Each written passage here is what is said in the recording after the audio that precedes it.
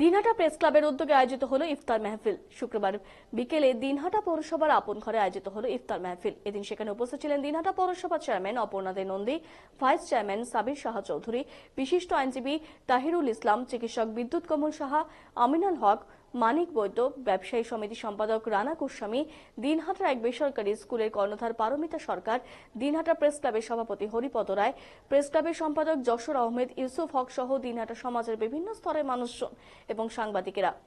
এদিন সেখানে সাম্প্রদায়িক সম্প্রীতি বার্তা ছড়িয়ে দেওয়া হয় এবং সৌহার্দ্যপূর্ণ সম্পর্ক গড়ে তোলাই ছিল অনুষ্ঠানের মূল লক্ষ্য। এদিন ইফতারে ধর্মবর্ণ নির্বিশেষে একসঙ্গে দিনহাটার বিশিষ্টজনেরা উপস্থিত ছিলেন।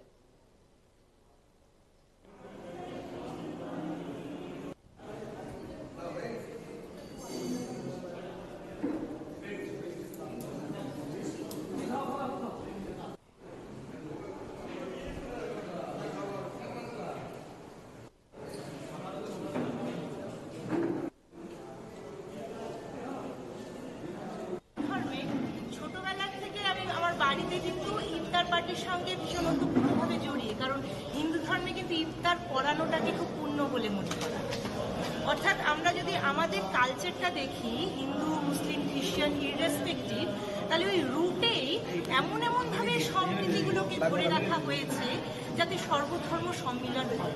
আর আমরা যখন শিকড় জানবো তখন কিন্তু আমরা এই ধরনের জিনিসগুলোকে আরো অনেক আগ্রহের সঙ্গে এগিয়ে এসে পালন করতে পারবো।